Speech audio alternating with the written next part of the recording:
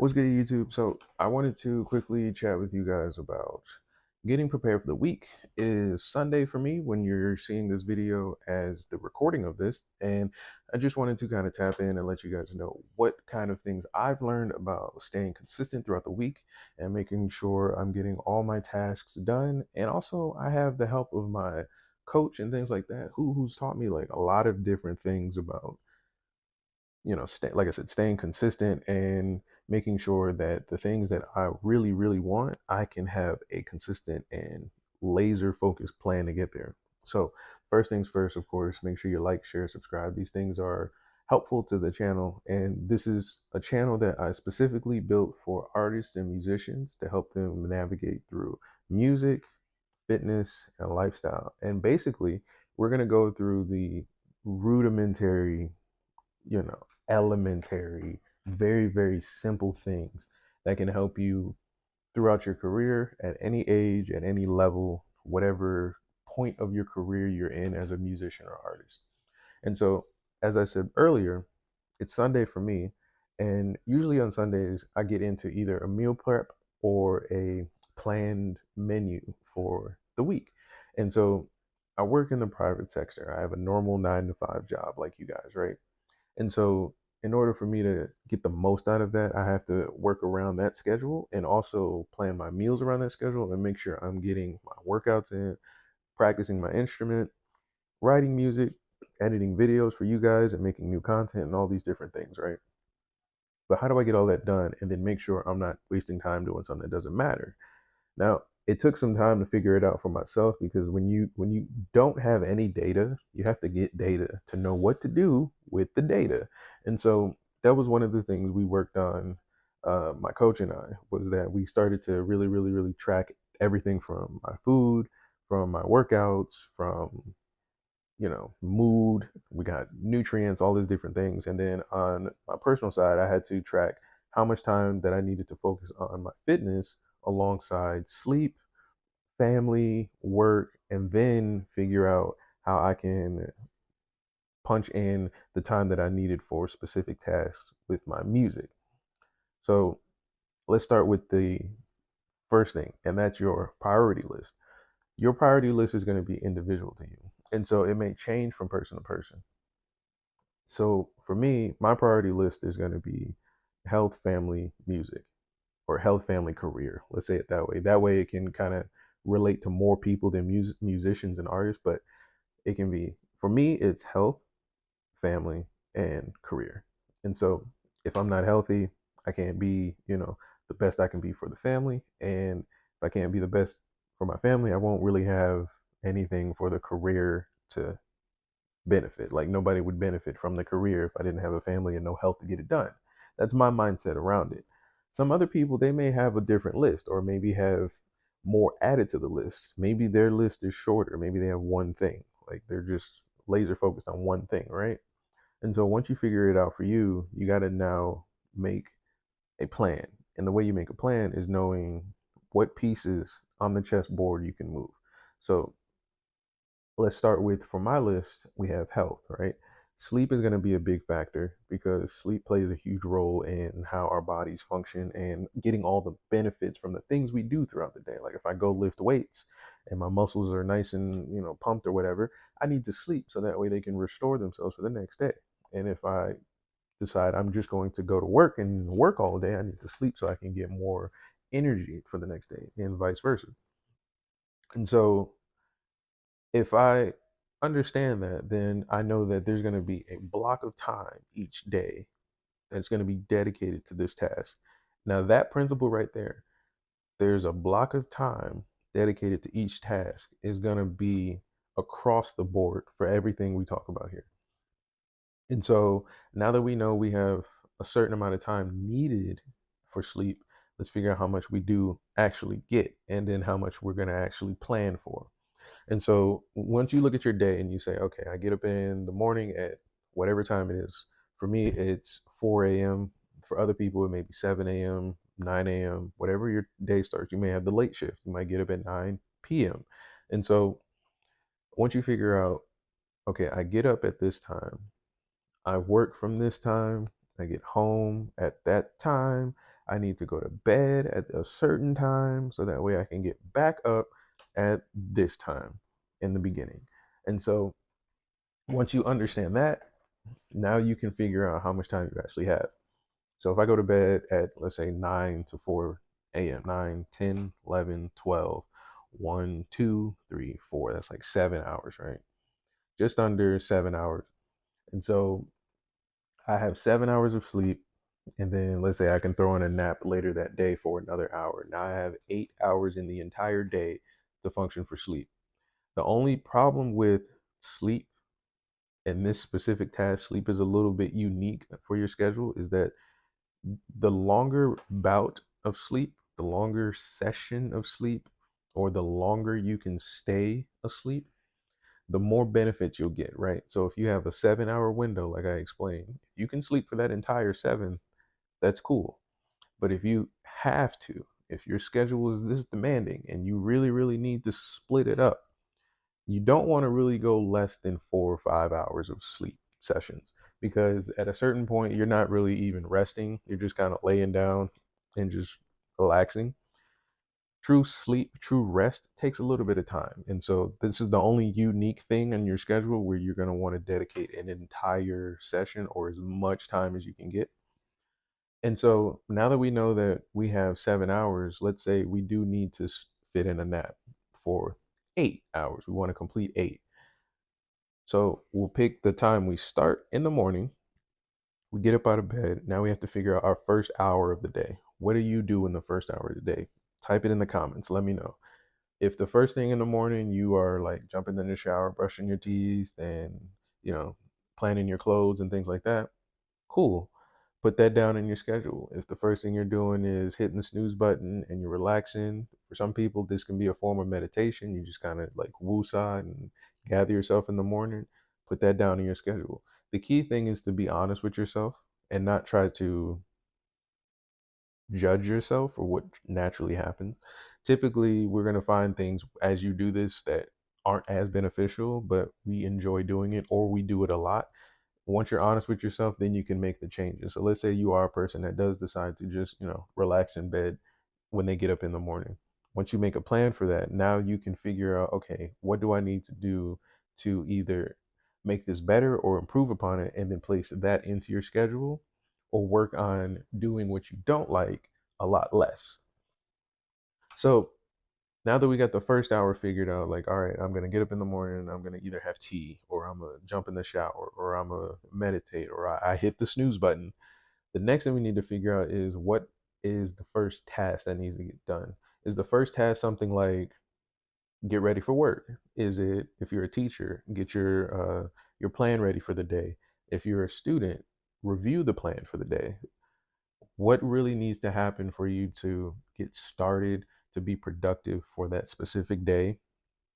And you'll figure out that you kind of have like a consistent flow, especially if you're a person that has employment or a business or some kind of cycle to your day, because maybe you work for yourself but you have clients you talk to and things like that. However your day goes, you'll find out that there's a bit of a flow to everything that you do. And so once that flow starts to come together on your schedule, you'll say, okay, my first task is get ready for work.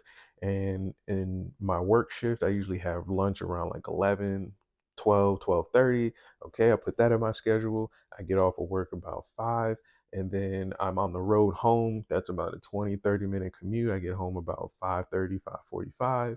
And then once I get in the house, what's next? Right? This is usually the part where people have to be very, very, very honest with themselves, especially if you do have like a job that's demanding, or a job that you feel is taking up a lot of your energy. You need to really figure out now how much of your time is spent helping you get through that day, and how much of that time is spent actually being productive for you. Not necessarily just, just working. Like, a lot of people just say just do more hours of work. That's not necessarily how you want to plan this. You want to plan this to be something that's going to help you in more ways than one, and knock pretty much all of the birds out of the sky with as few stones as possible, right? So let's say after you get off of work and you get home and you're tired. If you know that typically when you get home, you lay down or you have something to eat and relax after work, plan that, put that into your schedule. But then you have to say to yourself, okay, how much time will I be doing this? How much time is this effective for me? And this is the kind of, like I said, integral part of your schedule, but it's kind of fun because you get to figure out what you like and do. So, like, let's say for me, I like to play video games, right? If I can plan an hour of video games, I'm satisfied with that. If I can plan 2 hours, that's like amazing, right? And if you get some days where you want to do more time, that's cool, but you got to plan for You don't want it to be a surprise. You don't want to run into things where schedules are overlapping or you don't get things done that you need to get done. And so once you figure out the things that you enjoy, figure out now, are these things helping you get more energy or are these things energy drainers? And so for me, in this example, video games can be kind of an energy drainer because you're just sitting in a seat, usually just playing on a screen, talking to people, having a conversation. It's kind of like telemarketing or online Zoom meetings with, strategizing and using your thought and brain energy.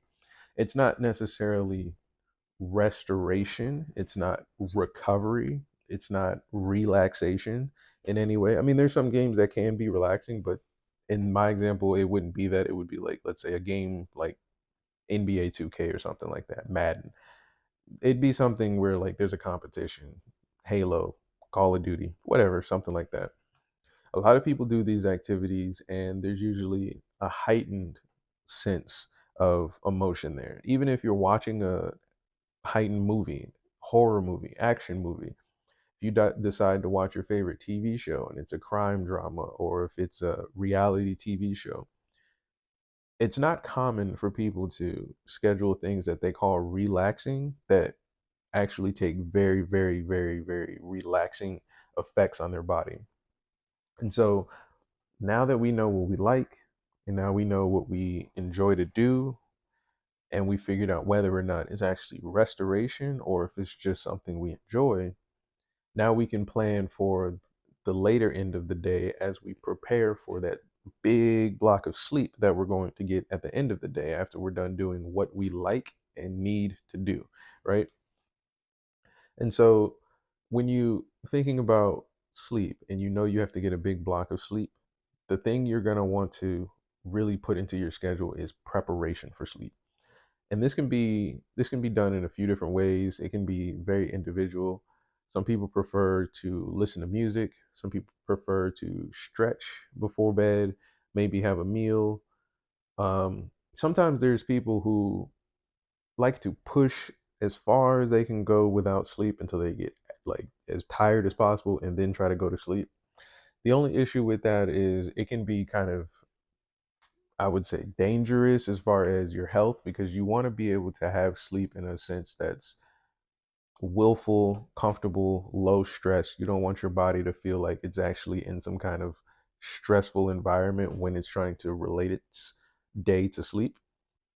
And so once you can think of these things, you can again tie it to the things you enjoy. So if you like relaxing and making sure things are going very, very, very calming, relaxing before bed, then you can put these things into your schedule. But the problem is you don't want to run into things that are going to either hinder your sleep or waste time before you go to sleep. So like some people, they like to just lay in bed and then allow themselves to kind of gradually fall asleep. But if you're doing that with a phone in your hand or with the TV on in the corner, it's going to be a little more difficult to get it done. Now, these are things to focus on when it comes to your health and fitness, but a lot of these thought processes, these mindsets, and these principles when it comes to planning these specific examples out can go over into your business, can go over into your music career, and things like that.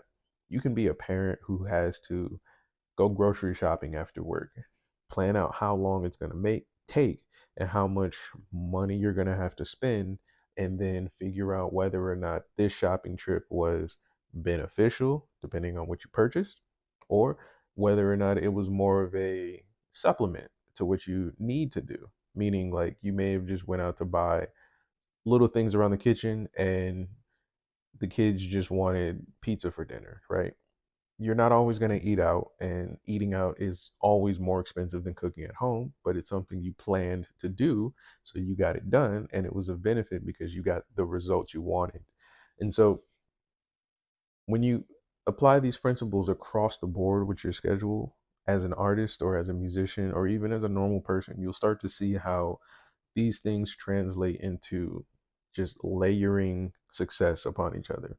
So, like, if you have the goal of, as a musician, I want to drop an album and I want to make sure that the album comes out a certain way, you can take all of these principles and find the results at the end of all of these actions that you take.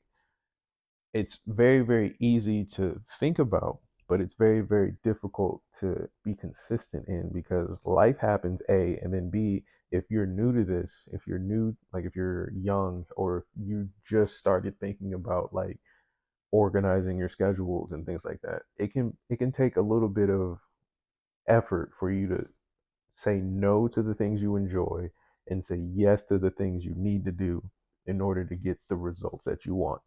It's going to take a little bit of effort, and you're going to notice that you're not going to enjoy, well, not enjoy it, you're going to feel uncomfortable doing things that are right and better for you when it's laid out in the schedule, because your body's naturally going to want to do something that's just comfortable, easy, and relaxing. But you have a certain goal and you have a certain task you have chosen to complete. And so, in order to get there, it's going to take you being a little uncomfortable. And I think you'll be fine once you figure out the certain steps you need to take throughout your schedule. So, if this was helpful, let me know because I want to make more videos like this. Like I said, this is Sunday. I'm getting ready for my week, and my week actually starts at 4 a.m. So, my day is already, flying by. But if this was helpful, let me know. I'm gonna make more videos like this. If you want to get your hands on Eat Better Today merch, let me know in the comments and I'll let you know specifically. There's also links in the description. And make sure you are killing it this week and doing what you need to do. Shout out to my coach, Fuentes Fitness. I'm gonna tag him in the description as well. And we are out here putting in work all 2024. We're about to take over 2025, and I want to do it with you guys on the way they're doing it. So let's get it.